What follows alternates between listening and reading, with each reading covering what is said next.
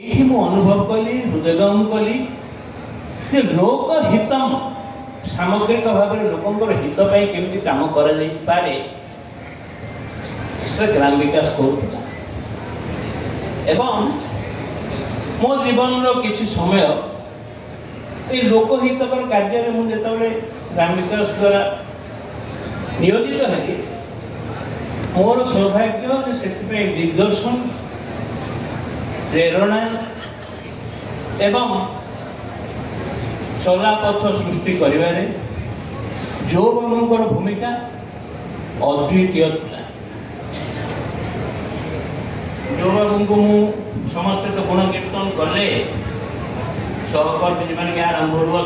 सहित वाईएसडीएम अमरू आमर दिवंगत सहकर्मी अर्पण करी निजर यत्किंचित अवदान ए अनुष्ठान किंतु जो बाबू समस्त को एकाठी नहीं प्रशासनिक स्तर में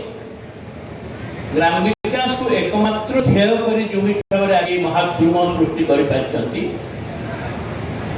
मो मत अन्य कौटी मोर सीमित अभिज्ञता भितर मुझे कौटी देखी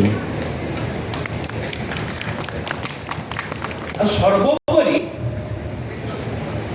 जड़े प्रशासक आ बंधु कौन हो पारती मु जो बाबू पाखे अनुभव कर कारण किसी दिन जो बाबू ऑफिस ओडिशा रूम में बस मोर सौभाग्य थिला मो परिवार मो पिला माने एमाने जो बाबू द्वारा कोई हिसाब से जड़े दरदी मनुष्य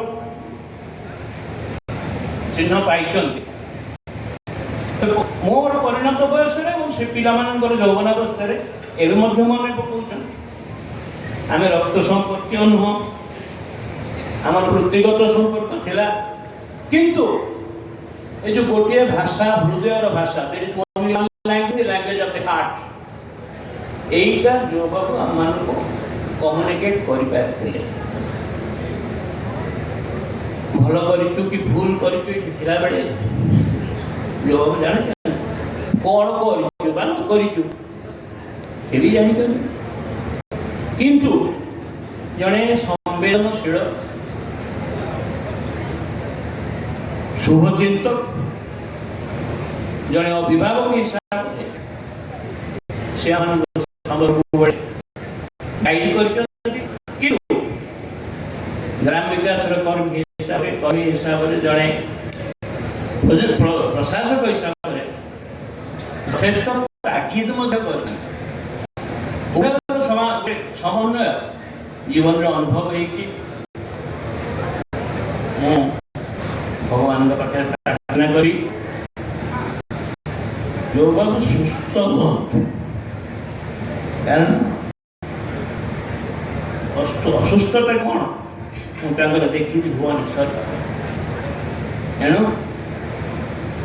दीर्घजीवी हवा नहवा गोटे अलग जिनस मनीष निजर कर्म मध्यम निजर परिचय सृष्टि करे जो बाबू परिचय सृष्टि कर अन्य जो युवपीढ़ी मुझे देखुची लिबी नेतृत्व में जो मेरून टी सार्ट पिंधा दल मेरियन बयस मान 30 वर्ष हम से भविष्य जो ग्राम विकास महुड़े अतीत किसी दिन पर महुड़ा ग्राम विकास कैंपस प्राय मृत प्राय किसी आम जो मैंने ग्राम विकास हृत्स्पंदन ये देखीचु दिन राति केवल काम चली लोक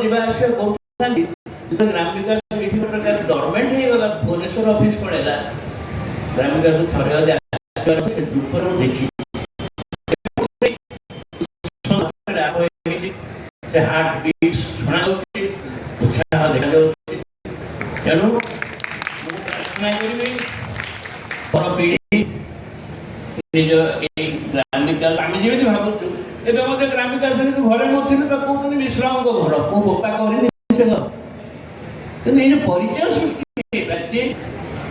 ସେ ପରିଚୟ ମଧ୍ୟ ଏ ଯୁବପିଢ଼ି ନିଜ ସାଙ୍ଗରେ ରଖନ୍ତୁ ସେମାନଙ୍କର ଆଉ ଯେଉଁ ଦିଗ୍ଦର୍ଶନ କରିବା ପାଇଁ ଆହୁରି ଅନେକ ବଡ଼ ଏଠି ଥାଆନ୍ତୁ, କିଛି ନହେଲେ ସେମାନଙ୍କୁ ଉପଯୁକ୍ତ ଭାବରେ ଗାଇଡ଼ କରୁଥାନ୍ତୁ। ଏତିକି ପ୍ରାର୍ଥନା, ଏତିକି ମୋର ପ୍ରାର୍ଥନା, ଏତିକି ମୋର କାମନା।